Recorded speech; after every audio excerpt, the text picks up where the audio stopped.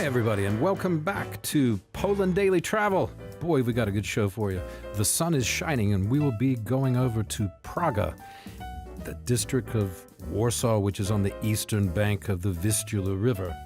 We're going to start out, though, on the Holy Cross Bridge. From there to the west, you can see the spires of the gleaming new Warsaw.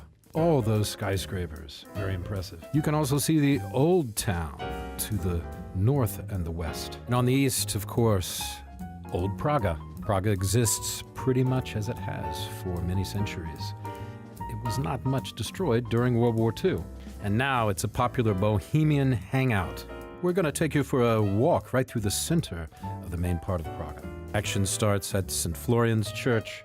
We'll see a milk bar and the 5 musicians statue, and hear a very famous song, A Dream of Warsaw it's called. And it's one of my favorites. We'll stop off at the Praha Cinema. Then we'll go to the market in Praga, the largest market in Warsaw today. The old school outdoor market hasn't changed much in 30 years. So come and have a look at alternative Warsaw. It's called Praga, and it's lots of fun. This is eye candy you'll happily digest. So come along. The next few episodes, we're on the eastern bank of the Vistula in Warsaw, in Praga district. Poland Daily Travel, the best travel about Poland you've ever seen. Hey, and welcome back. I'm here with Stan, and we are in Praga. We're continuing our walk around, but I wanted to stop as we were going, after listening to music and at the musician statue, a great song by Czesław Niemann that we had before. I wanted to talk about the Praha Cinema because it is a really nice, old school cinema with a great tradition. And in fact, during the summer, on Sunday evenings, they show films in the park where the zoo is, the Park Praisky it's called, which is just across the street from the church and where we started, and where the bears are supposed to be when the season is correct, which should be any time now. But anyway, Poland, I don't know how much you know about it, but it's worth saying that Poland has an amazing cinema tradition with great directors like Andrzej Wajda, or if you can't speak Polish, Andrzej Wajda, who won several Academy Awards. The French say Andrzej Wajda. Wajda. So yeah, so they have Krzysztof Kieślowski, another great one. He did the red, the blue, and the white trilogy in the early 90s. He did the 10 Commandments.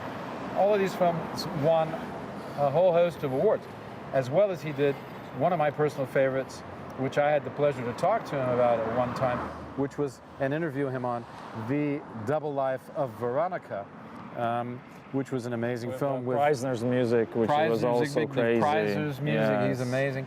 And Irene Jacob, the actress. Wow, it's a beautiful movie about, well, what's it about? It's a boy in the Victorian era, England, locked in... No, Double Life of Veronica? Is that not the right movie I'm talking about? No, it's like it takes place in Krakow, and the lady... Oh, right, of course. She has a doppelganger. There's two of of course, sorry, I mixed with Holland's movie. You're thinking of Agnieszka Holland. Yes. But who's another great director? Yes, but by the way. Look up The Double Life of Veronica. Yes. This is not film criticism time. Exactly. But Agnieszka Holland, another great, well-known director, a famous name from Poland. And there's so many. I mean, you would have to keep going. The latest Oscar winner, what's his name? The Polish one? Yeah. Paweł... yes. Pawlikowski? Pawlikowski. Yeah. And he was just nominated again. He didn't win, but he was nominated again. For Cold War. For Cold War. That's correct. And he's an amazing director. But there's so many to even start. Poland's famous for directors and cameramen. And I take my hat off to my own cameramen here, who are filming us right now. I like cameramen. Cameramen know the story about movies. And I'll tell you something else.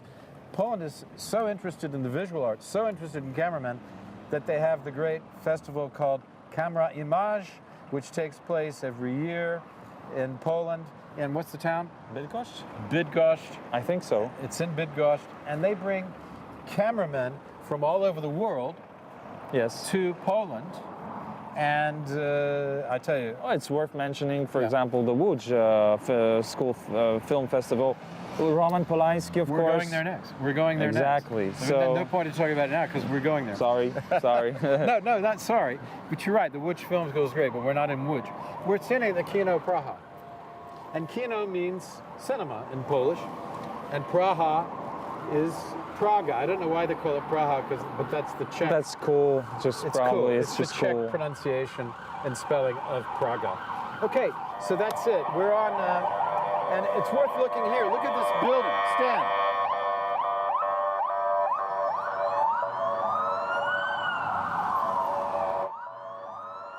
Some very important people have just gone by. It's required to do a lot of sirens when important people go by. At any rate, this building is amazing. This has been redone. You just see an example of the renovation and the gentrification of this part of town. That's fine. Look at those bats, owls, dragoons. It's like Art Nouveau, but Yeah. with its own style.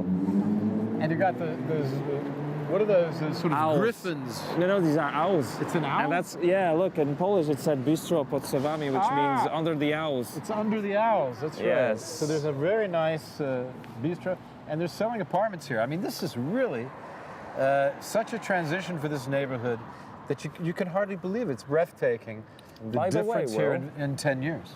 By the way, look, this building probably looked quite similarly. And have a look at this building here. So the reason why this one looks like it's been robbed of its decoration is that for some reason after the war, the commies, Warsaw wasn't destroyed enough for them. So they decided to take off the bourgeois decorations, the ones you have like on this building, but they did it with some buildings. The one next to it also doesn't have its decoration.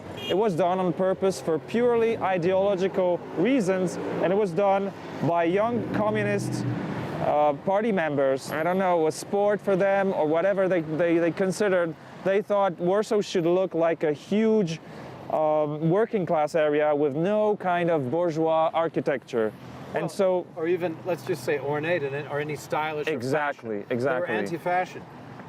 But they always lived in the very best parts. Oh, that's of the true. City. They And always stole had the nice best. dachas or country oh, houses. of course, and It's they like to hilarious. hunt. Listen, they behave people, like the nobles. If you're young people out there who are interested in socialism, just remember, socialism makes everything the same.